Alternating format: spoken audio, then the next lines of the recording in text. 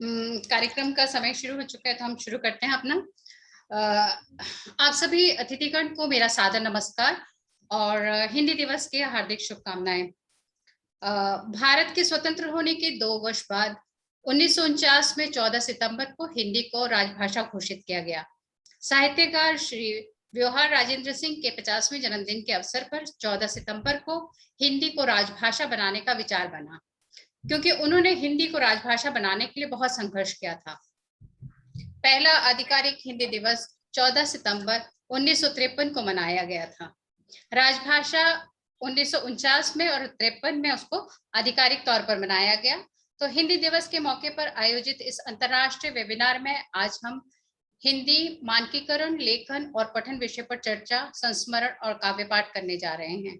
आयोजन का उद्देश्य विश्व भर में हिंदी की व्यापकता को जानना, समझना और हिंदी के प्रति सम्मान प्रकट करना है। साथ ही ये हर्ष की बात है कि विभिन्न देशों से के अतिथि हमसे जुड़े हुए होंगे और अपनी बातें और विचार हमसे साझा करेंगे। ये वेबिनार 3 सत्रों में बटा है विषय अनुसार, और पहला सत्र हमारा है हिंदी और मानकीकरण। मैं सबसे पहले अभी जो मुझे दिख रहे हैं, हाँ, मैं सबसे पहले आमंत्रित करने जा रही हूँ डॉक्टर धर्मेंद्र जी को। धर्मेंद्र जी हमारे साथ जुड़े बहुत काफी समय से हमारे साथ जुड़े हुए हैं और ये वैज्ञानिक तथा तकनीकी शब्दावली आयोग में असिस्टेंट डायरेक्टर भी रहे हैं, कभी भी बतौर असिस्टेंट डायरेक्टर काम करते हैं वहां पर। और ये इनका हिंदी प्रेमी है कि ये हमारे साथ आज इस मंच पर पधारे हैं। इन्होंने बहुत सारा हिंदी मानकीकरण पे काम किया है। तो मैं ज्यादा समय ना लेते हुए धर्मेंद्र जी आपको आमंत्रित करती हूँ। धर्मेंद्र जी, आप आमंत्रित हैं। धर्मेंद्र जी, आप म्यूट हैं। आपका म्यूट है धर्मेंद्र जी। जी धन्यवाद अरुणा जी। आवाज आ रही है ना? हाँ जी, आ रही है। जी जी। तो सबसे पहले आज हिंदी दिवस के शुभ अवसर पर आप सभी को हार्दिक अभिनंदन और बहुत बहुत शुभकामनाएं। और विशेष तौर पर मैं देख रहा हूं कि मातृशक्ति ज्यादा जुड़ी हुई है, तो उनको विशेष रूप से मेरा जो अभिनंदन है। और वास्तव में आज ये हमारे लिए बहुत ही एक सम्मान का दिन है, जो आज हम हिंदी दिवस पर हम एक दूसरे से जुड़े हैं और मना रहे हैं। क्योंकि जो हिंदी भाषा है वो कश्मीर से लेकर कन्याकुमारी तक, संसद से लेकर आमजन तक, साहित्य से लेकर के सिनेमा तक, और विभिन्न जो हमारी भाषाई संस्कृति हैं उन सबको अगर जोड़ने का काम कर रही है तो ये हमारी हिंदी भाषा ही है। और वास्तव में किसी ने कहा भी है कि जन जन को जो मिलाती है वो भाषा हिंदी कहलाती है। और मैडम ने जैसे बताया कि 14 सितंबर 1949 से जो हिंदी भाषा को राजभाषा का दर्जा दिया गया था, और हम अगर अपने सरकारी जो ढंग से बात करें तो उसी दिन से ये हमारे कामकाज की भाषा भी बन गई थी। जो ऑफिशियल लैंग्वेज, जो हमारी जो सरकारी भाषा में जो काम हिंदी में हो रहा है, वो हमारा उसी दिन से शुरू हो गया था। और इस समय बहुत ही लंबे समय के बाद में ये जो दौर चल रहा है, अभी जो राष्ट्रीय शिक्षा नीति आई है, जो 2020 हमारे राष्ट्रीय शिक्षा नीति है, इसमें तो हमारी जो भाषाएं हैं, हमारी जो मातृभाषाएं हैं, उनमें शिक्षा देने के लिए जो जोर दिया गया है, वास्तव में वो भी सराहनीय कदम है हमारी सरकार का। क्योंकि हमारी जो भाषाएं हैं, भाषा किसी भी देश की एक अस्मिता, एक पहचान होती है। अगर हमारी भाषा समृद्ध है तो हमारा साहित्य समृद्ध है, साहित्य समृद्ध है तो हमारा देश समृद्ध है। तो इसलिए इस हिंदी दिवस पर आज हम अपने आप को बड़ा गौरवान्वित महसूस करते हैं अपनी भाषा को लेकर के, और कोशिश करते हैं कि जैसे दूसरे देश अपनी अपनी भाषाओं में तरक्की कर रहे हैं, हम भी क्यों ना अपनी भाषा को लेकर के तरक्की करें। मैं दूसरे देशों का कुछ उदाहरण में दे सकता हूं कि आज जापान है, वो अपनी जापानी भाषा में तरक्की कर रहा है। रूस है, वो अपनी भाषा में तरक्की कर रहा है। इजराइल है, जो बहुत छोटा सा देश है, उसने अपनी हिब्रू भाषा में एक ही दिन के अंदर उसने आदेश दिया कि अगले दिन से अपनी भाषा में कामकाज करना है, और वहां पर वो लागू। तो जर्मन है, जर्मनी भाषा में भी सब अपना जो है। तो मैं देखता हूं कि जब दूसरे देश अपनी अपनी भाषाओं में तरक्की कर रहे हैं तो हमें भी अब आगे बढ़ करके अपनी भाषाओं को लेकर के हमें आगे बढ़ना चाहिए। मैं एक मेरे मित्र जब बाहर पीएचडी करने गए तो वो वहां पर अंग्रेजी में ही बात करते थे, और जब उनके जो दोस्त थे वहां पर उनसे भी वो अंग्रेजी में बात करते थे। तो किसी वहां पर जो नागरिक था उस देश का, उसने कहा कि why don't you talk in your mother tongue, जबकि आप दोनों you are the both you are the Indian. तो तब उसने मुझे बताया कि उस दिन के बाद जब भी हम अपने मित्र मिलते थे तो हम अपनी ही भाषा में बात करते थे। तो ये बड़ा गौरव का विषय जो बन जाता है कि हमें कोई अगर अपना साथी कहीं बाहर मिल जाए, उससे हम अपनी भाषा में बात करें तो एक आत्मीयता बन जाती है। जहां तक भाषाओं की बात है, मैं थोड़ा सा पीछे ले जाता हूँ। स्वतंत्रता के बाद में यह प्रश्न जो उठा कि भाई क्यों ना हम अपनी जो शिक्षा है उसको हम अपनी भाषाओं में दें, क्योंकि उस समय अंग्रेजी का बोलबाला था। लेकिन ये भी था कि नहीं, अब हम आजाद हो गए हैं तो क्यों ना हम अपनी भाषा में ही अपना पठन पाठन शुरू किया जाए। तो लेकिन उस समय यह कह करके प्रावधान किया गया कि भाई हमारे पास में इतना साहित्य हमारी भाषा में उपलब्ध नहीं है कि हम अपनी भाषा को लागू कर सकें। तो इसलिए 15 वर्ष के लिए अंग्रेजी को भी हिंदी के साथ में सहभाषा के रूप में मान्यता दे दी गई कि भाई हम अपने काम करेंगे और धीरे धीरे हम आगे बढ़ जाएंगे। जब 15 वर्ष हो गए तो लोगों में एक जुनून भी हुआ। हमारे बहुत सारी संस्थाएं जो सरकारी भी थी, कुछ सामाजिक संस्थाएं भी थी, कुछ स्वतंत्र जो है विद्वान भी थे कि जिन्होंने शब्दावली निर्माण का काम शुरू किया, क्योंकि उनको लगा कि अगर शब्दावली हमारे पास होगी तो हम भाषा साहित्य को हम जो है उसका उत्पादन कर सकते हैं, हम किताबें लिख सकते हैं अपनी भाषाओं में अगर हमारे पास शब्दावली है।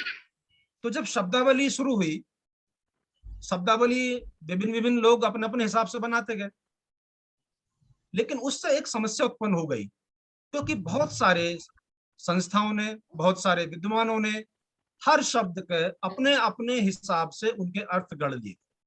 हाँ जी। और उसके स्थिति ये बन गई कि भाषा में समरूपता ना हो करके उसमें अराजकता पैदा हो।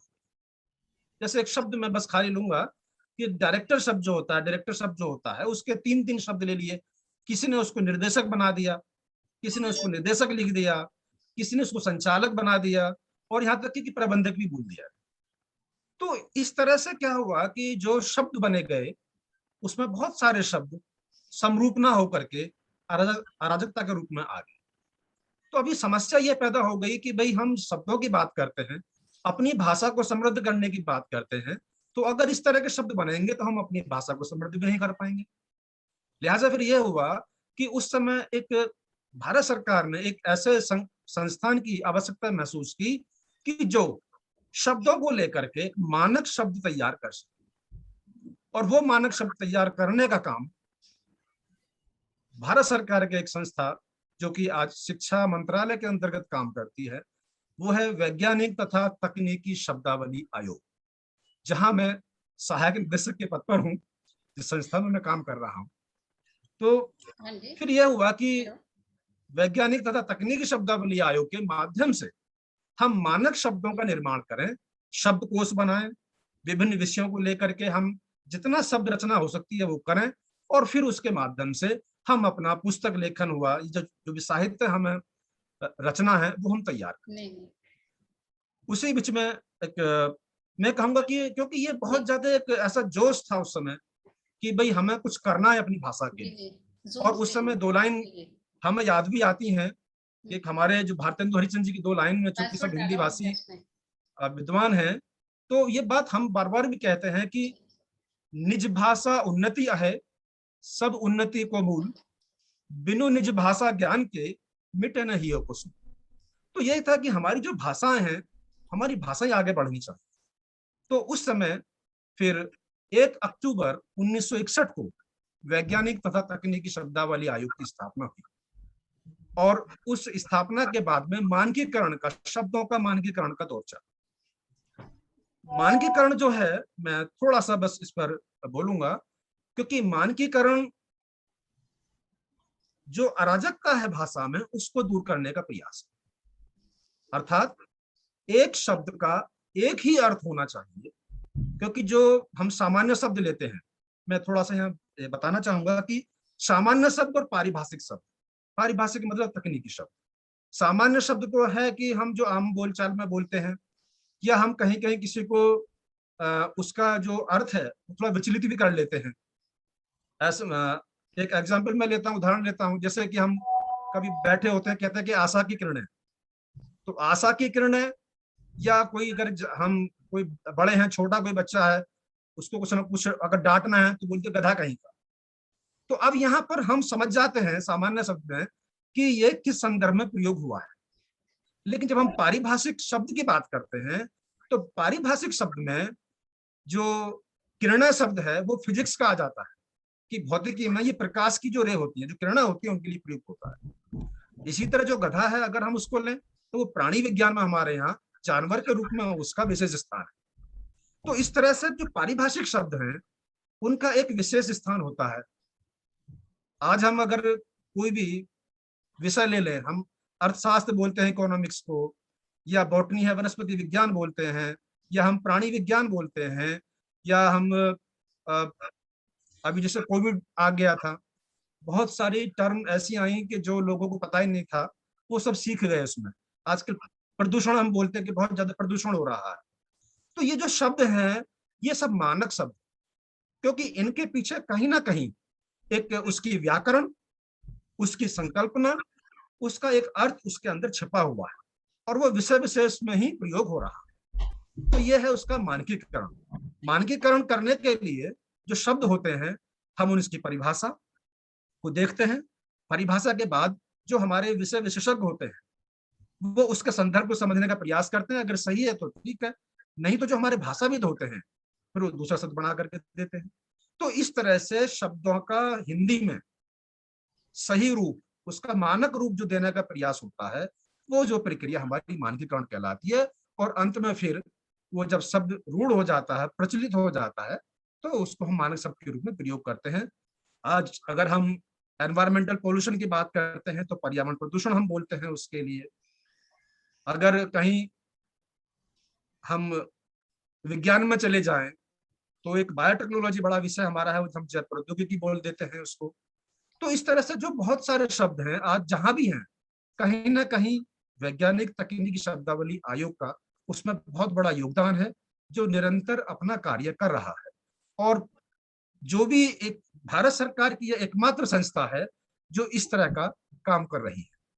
तो ये मानकीकरण है, ये आयोग के द्वारा होता है। और फिर जो शब्द बनते हैं उन्हें हम शब्द संकलन का करके शब्दकोश या परिभाषा कोश के रूप में प्रकाशित करते हैं। और वो हमारी जो वेबसाइट है भारत सरकार की शिक्षा मंत्रालय की, उस पर वो सब उपलब्ध है।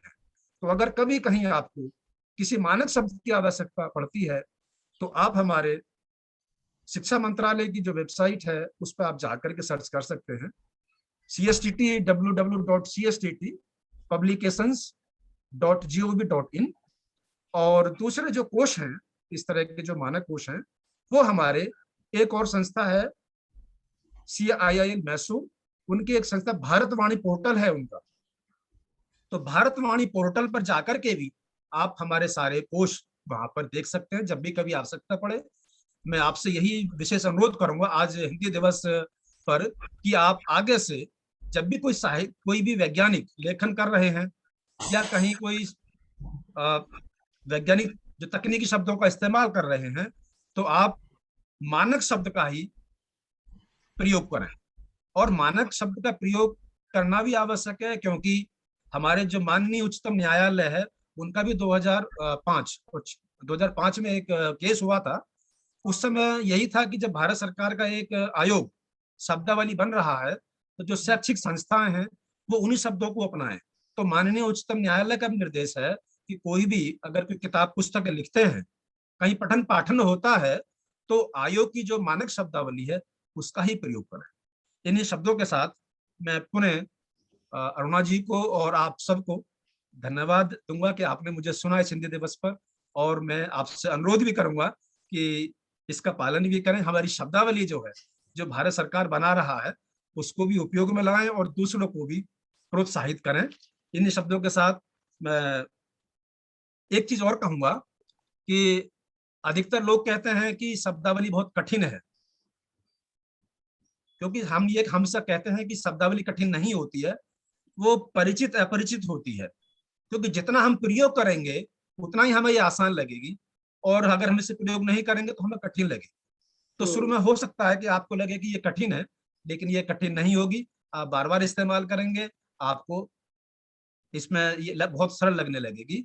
क्योंकि एक कवि थे वृंद जी, उनकी जो 2 लाइन में हमेशा पढ़ता हूँ यहाँ भी मैं, कि करत करत अभ्यास के जड़मति होत सुजान, रस्सी रसरी आवत जात से सिल पर पड़त निशान। मतलब एक रस्सी भी जो है वो सिल पर अपना निशान छोड़ देती है जब हम रोज उसको इस्तेमाल करते हैं। तो ऐसे ही शब्दों के साथ है कि कोई भी शब्द, कठिन शब्द आपको लगता है कि आयोग ने बनाया है, वो आप इस्तेमाल करेंगे तो आपको सरल लगेगा। क्योंकि कोई भी छोटा बच्चा जब हम उसे पढ़ाते हैं वो कभी ये नहीं कहता कि ये कठिन है, सरल है। जो हम बोलते हैं उस बच्चे को वो सीख जाता है। तो इसी तरह से यह है कि अगर हम, जो हमारे भाषाविद हैं, जो हमारे विशेषज्ञ हैं, जो हमारे प्रयास है, वो कहीं ना कहीं अपनी भाषा को बढ़ाने के लिए ही है। इन्हीं शब्दों के साथ मैं पुनः आप सबका धन्यवाद, और विशेष तौर पर अरुणा जी का धन्यवाद कि उन्होंने मुझे मौका दिया आपसे जुड़ने का और अपनी बात रखने का। अरुणा जी।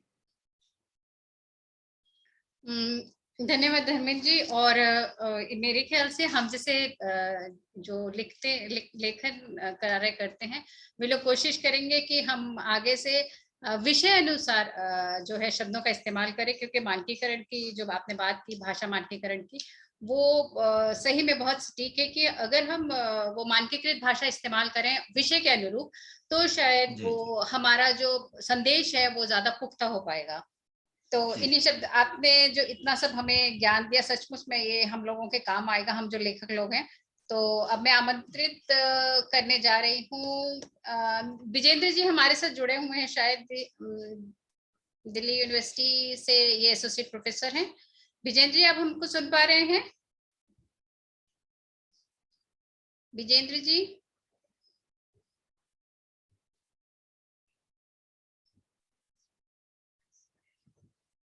अच्छा हाँ, मेरा ये हाँ, मैंने ऑन म्यूट किया। था आपका। हाँ आवाज आ जी, रही है?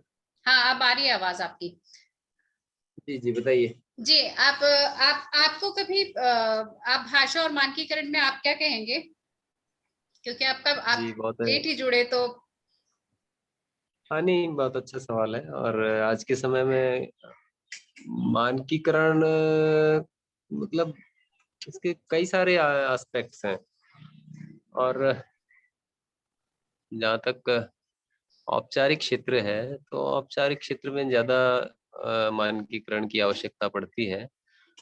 मेरे से पूर्व जो वक्ता थे, उन्होंने इस बात को पूरा सिलसिलेवार बताया कि भी कैसे ये एक प्रोसेस होता है और क्यों हमें मानकीकरण की आवश्यकता पड़ती है। और कोई भी भाषा है, साहित्य है, साइंस एंड टेक्नोलॉजी है, या फिर और अन्य क्षेत्र हैं, चाहे वो कानून का है या फिर अन्य दूसरे क्षेत्र है, वहाँ पर एक तरह के अलग अलग क्षेत्रों में अलग अलग तरह की शब्दावली की आवश्यकता पड़ती है। और चूंकि जैसे साइंस एंड टेक्नोलॉजी का आजकल ज़्यादा तरह तरह के एक्सपेरिमेंट होते रहते हैं, तो निरंतर एक ग्लोबलाइजेशन के बाद वो सारी दुनिया में वो चीज़ें आती जाती रहती हैं, तो उसके लिए शब्दावली की भी आवश्यकता पड़ती है। और वो शिक्षा के क्षेत्र में भी आती हैं, प्रशासन के क्षेत्र में भी आती हैं, जुडिशरी के क्षेत्र में भी आती हैं, या फिर साइंस टेक्नोलॉजी और दूसरे क्षेत्रों में भी आती हैं। तो नेचुरल है कि शब्द जो है वो अपनी अपनी भाषाओं में उनकी जरूरत पड़ती रहती है। और दुनिया में तरह तरह के एक्सपेरिमेंट होते रहते हैं, रिसर्च होती रहती है, आविष्कार होते रहते हैं। तो नए नए शब्दावली और नई नई टर्मिनोलॉजी आती रहती है, तो वो बाकी लोग भी उससे परिचित हों और अपनी भाषा में उसका व्यवहार करें, ये एक बड़ी चुनौती रहती है। क्योंकि शब्दों का अपना एक चलन की एक अपनी परंपरा होती है और एक परिचय का अपना एक इतिहास होता है। लोग अचानक ही शब्दों से परिचित नहीं होते हैं, वो समय लगता है और वो धीरे धीरे प्रचलन में भी आते हैं। तो ये मतलब समाज के स्तर पर भी, लोगों के स्तर पर भी और सरकार के स्तर पर भी ये अलग अलग तरह के एफर्ट्स किए जाते हैं। तो इसलिए बहुत वेरिएशंस आ जाता है। और इस वेरिएशंस में यूनिफॉर्मिटी लाने के लिए ही मानकीकरण की आवश्यकता पड़ती है। और अगर भारत जैसे विभिन्न तरह की बोलियां यहाँ पर बोली जाती हैं, 1500 से ज्यादा बोलियां हैं, और जो राजभाषा हिंदी है वो उसका एक अलग अपना मतलब स्थान है, और इसके अलावा अंग्रेजी भी एक पैरेलल वो लगातार चल ही रही है लगभग 200 सालों से।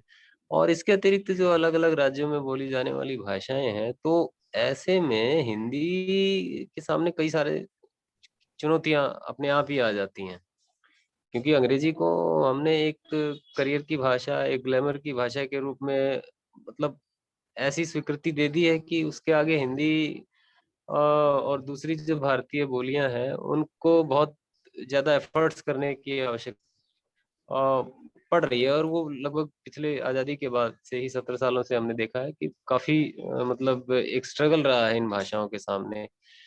तो ऐसे में हम देखते हैं कि अगर ये भाषाओं में जो मानकीकरण अगर नहीं होता है तो उनका अंग्रेजी के समक्ष टिक पाना वैसे भी मुश्किल हो जाता है। तो उसमें शब्दों को जो है वो रखने के लिए तमिल, तेलुगु हो या कन्नड़ हो, मराठी हो या फिर उड़िया हो या और दूसरी जो भारतीय भाषाएं हैं, तो वो समृद्ध कैसे हों और उनका शिक्षा, प्रशासन, न्यायिक व्यवस्था में चलन कैसे हो, इसके लिए भी मानकीकरण की आवश्यकता है। तो केवल हिंदी का सवाल नहीं है, बल्कि ये भारतीय भाषाओं के सम्मान का सवाल है, उनके प्रयोग का सवाल है। और जैसे कि मेरे से पूर्व वक्ता ने भी कहा कि जो मानकीकरण है और जो खासतौर पर हिंदी है, तो उसका जो महत्व है वो जाहिर तौर पर हम देखते हैं कि वो दिनों दिन बढ़ा तो है, लेकिन अभी भी एक लंबी यात्रा है और एक लंबा संघर्ष है जो अभी चल रहा है। तो मुझे लगता है कि सिनेमा के बाद जो डिजिटल मीडिया है उसने काफी हिंदी को एक जो है वो जिसको कहते हैं कि बल दिया है। और जो डिजिटल कंटेंट आ रहा है, हालांकि उसका स्तर क्या है उसका वो एक अलग इशू हो सकता है, लेकिन उसमें हिंदी में खासतौर पर जो जो जो आम यूजर्स है और जो यूजर जनरेटेड कंटेंट का जो कंसेप्ट आया है, जिसमें एक आम नागरिक भी अपनी बात जो है वो इन प्लेटफॉर्म पर कह सकता है, तो नेचुरल है उस वो जो आम यूजर है वो अपनी भाषाओं में उस बात को कह पाने का एक अवसर उसको पहली बार मिल रहा है। तो नेचुरल है कि वो अपनी भाषा में ही उस बात को कह पा रहा है। तो इससे केवल हिंदी ही नहीं है, बल्कि जो पंजाबी है, हरियाणवी है या गुजराती है या उड़िया है या और दूसरी जो जो स्थानीय बोलियां हैं, सब में सबको एक अवसर मिल रहा है। और ये हिंदुस्तान की खूबसूरती है कि मतलब ये पहली बार ऐसा हो रहा है कि एक आम नागरिक को अपनी बात अपनी भाषा में कहने का अवसर प्राप्त हुआ है। तो हम ये देख रहे हैं कि उसमें गंभीर से गंभीर कंटेंट लिखा जा रहा है, उसमें हल्की फुल्की चीजें भी आ रही हैं, उसमें गाने भी आ रहे हैं, उसमें फिल्में भी आ रही हैं, उसमें कविता भी आ रही है, उसमें कहानियां भी आ रही हैं, उसमें चुटकुले भी आ रहे हैं, उसमें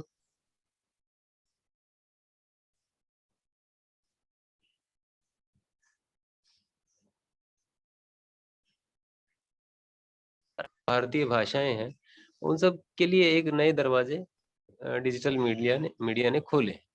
और नेचुरल है कि राष्ट्रीय शिक्षा नीति का भी जिक्र जो है यहाँ पर हुआ है, जिसमें जो भारतीय भाषाओं में प्रारंभिक शिक्षा और प्राथमिक शिक्षा देने के साथ साथ उच्च शिक्षा में भी उनके प्रयोग की बात की गई है।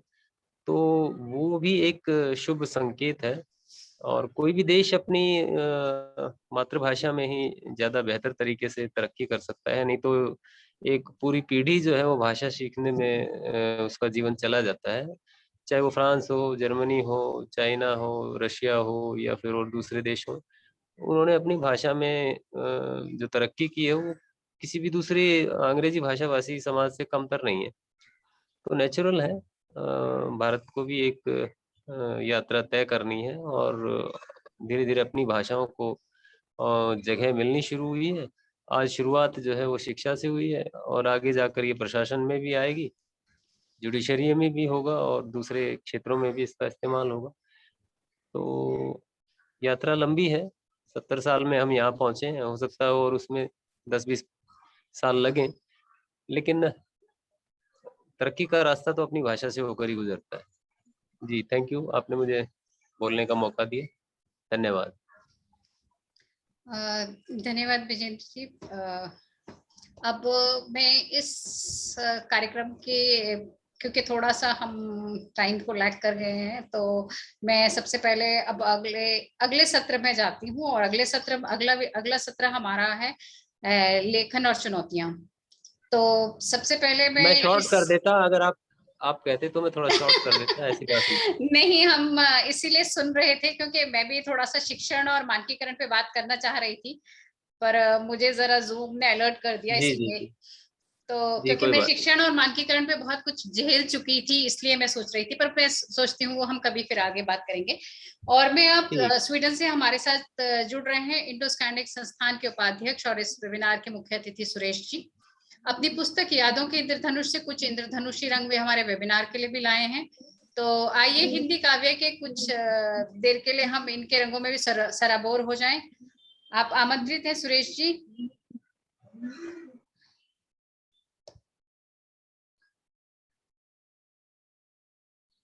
सुरेश जी आपका म्यूट है। धन्यवाद अरुणा जी। हाँ जी, नमस्ते। नमस्कार। मंचस्थ गुणीजनों एवं आभासी दुनिया के श्रोताओं का सादर पूर्वक अभिनंदन, नमन। हिंदी दिवस के शुभ अवसर पर उत्थान फाउंडेशन नई दिल्ली द्वारा आयोजित मणिकरण लेखन और पाठन गोष्ठी के आयोजन में मैं स्वीडन से सुरेश पांडे, अरुणा गवाना जी का हृदय से आभार करता हूं। हिंदी साहित्य रचना एवं उसके प्रसार में अरुणा जी का कार्य बहुत ही सराहनीय है। अरुणा जी इसके लिए बधाई की पात्र हैं। इस हिंदी दिवस के अवसर पर मैं बताना चाहता हूं कि हमारी हिंदी और संस्कृति ही विश्व पटल पर हमारी पहचान है। स्कैंडिनेवियन देश में रहते हुए भी 40 वर्ष का लंबा समय व्यतीत होने के बावजूद हिंदी के पुराने नए गीतों की मादकता, संस्कृति, सामाजिक सरोकार हमें आज भी हिंदी रीति रिवाज के माध्यम से जोड़े हुए हैं। और आज भी भारतीय समुदाय के जो लोग भारत के बाहर निवास कर रहे हैं, वह भाषा के स्तर पर हिंदी के द्वारा ही जाने जाते हैं। सुरेश जी, मंदिरों में थोड़ा सा रोकूं मैं आपको, प्लीज अगर आप हमें एक कविता सुना दें अपनी काव्य। हाँ बिल्कुल बिल्कुल बिल्कुल बिल्कुल बिल्कुल, आप माफ कीजिएगा। और हाँ, कविता का शीर्षक है दिल को छूने वाला। कौन यहाँ पर सबसे ज्यादा दिल को छूने वाला आया, कौन यहाँ पर सबसे ज्यादा दिल को छूने वाला आया। गीतों में जितनी खुशबू है उसकी सांसों से निकली है, उसके केसों के बादल से पर्वत से नदियां निकली है। कितनी चाहत है जीवन में उनकी भाषा कैसे कह दूं, याद जरा सी जब आती है मधुवन सारी ही निखरी है, जहां नजर पड़ती है लगता उसकी ही सुषमा बिखरी है, उसकी ही सुषमा बिखरी है।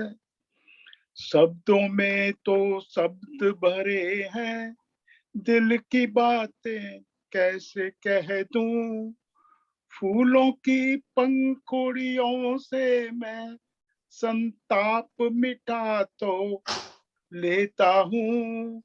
फूलों की पंखुड़ियों से मैं संताप मिटा तो लेता हूँ। कांटों से भी मिलने वाले संतरास छिपा ही लेता हूँ। उसकी इतनी मादकता को परिभाषा में कैसे कह दूं।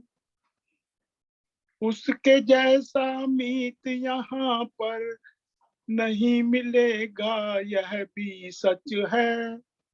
उसके जैसा मीत यहाँ पर नहीं मिलेगा, यह भी सच है। लेकिन उसके साथ बिताए पल शाश्वत हैं, ये भी सच है। पल शाश्वत हैं, ये भी सच है। उसके सारे अंदाजों की पूरी गाथा कैसे कह दूं। उसके सारे अंदाजों की पूरी गाथा कैसे कह दूं। धन्यवाद। धन्यवाद सुरेश जी। धन्यवाद। बस धन्यवाद। मैं समझ रहा आपके पास टाइम की कमी है, मैं कुछ समझ ऐसा सकता हूँ। ही हो हाँ गया हाँ, कि बस लेकिन बहुत बहुत धन्यवाद। सुनते सुनते आपने मुझे बुलाया, आपका बहुत बहुत आभार, नहीं बहुत बहुत नहीं, धन्यवाद। आपने आके यहाँ पे जितना मान बढ़ाया वो बहुत बड़ी बात है। आपको मैं एक चीज बताऊं सिर्फ, हाँ कि जी। आप लोग हमें बाहर प्रवासी भारतीयों को बुलाते हैं तो हम लोगों पे एहसान करते हैं। हम लोगों को आप इतनी नहीं नहीं इतनी नहीं, ये मत सोचिए हाँ हाँ, प्लीज। इसलिए मैं आप सच्चाई बता रहा हूँ। बाकी आप कार्यक्रम रखिए अपना। अब जी टाइम की कमी है, मुझे पता है आपके पास ना। अ, और बहुत बहुत धन्यवाद। और मंच में और अन्य लोगों को सबको मेरा प्रणाम।